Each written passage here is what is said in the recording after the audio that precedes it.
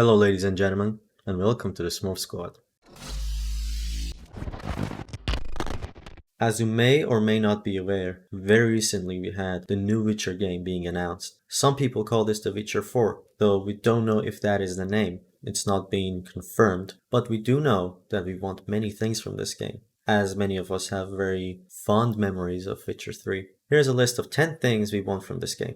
When the new Witcher was announced, it was also announced that it will come with a new engine. It's not the Red engine anymore, even though, CDPR did work a lot on that engine. It's now going to be the Unreal Engine 5. Now, what we don't want is for this game to be rushed, because of course with a new engine they have to learn how to work with it. But we do want them to take advantage of everything this new engine has to offer. The Red engine perhaps wasn't up to the task. So we want a smooth game, and we want a game that's truly next gen. Which takes us to another thing that we want. We want a living world. Now what does that mean? If you played Red Dead Redemption, you find that you have, number one, dynamic weather, but also you have events happening.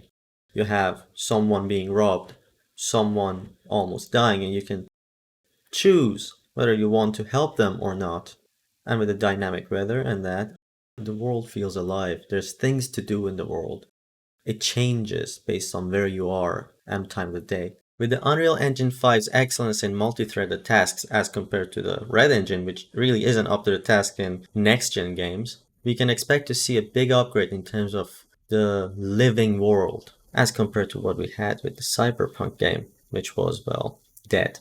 Which moves us swiftly to the next topic, which is the living world. Now, what is the living world, you may ask?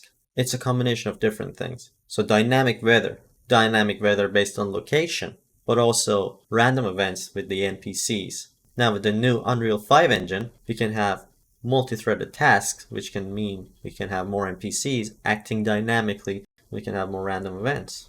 But also, specific to the Witcher series, you may have monster attacks, so random events that are related to monsters. It could be even monster human species. So by that I mean monsters that can talk and may need to be helped. So you can take this idea that we saw a lot in the Witcher 3 game and really expand it to monsters.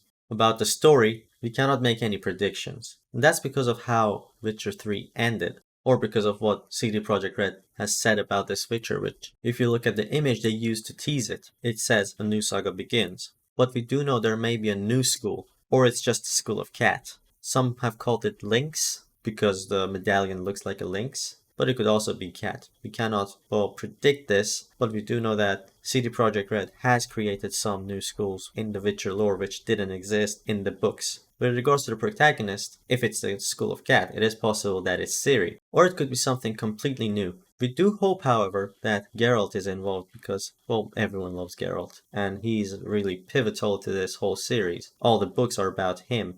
What we can have faith in is the great characters that CD Projekt Red creates. So, I'm excited about this. With regards to the gameplay, we do not want much changed. We just want an upgrade. So more details. And also, less clankiness, really. Because it could have been clanky at times. But overall, it would be great if they made it even more in-depth than it already is in The Witcher 3. Because of course, we want an in-depth game, and I think CDPR is very capable of that. But it's also that the gameplay is a bit dated now. So they need to revamp it so that it fits with the new standards in gaming. Now, something else that we want is great side story missions, specifically side stories with an elaborate story and character building, with characters that may show up later in the universe or may affect the main story or the ending, or perhaps they may just change the feel of the game, have an effect. That's what I'm trying to say. And they did this great in Cyberpunk 2077, and I think they will be able to apply it if they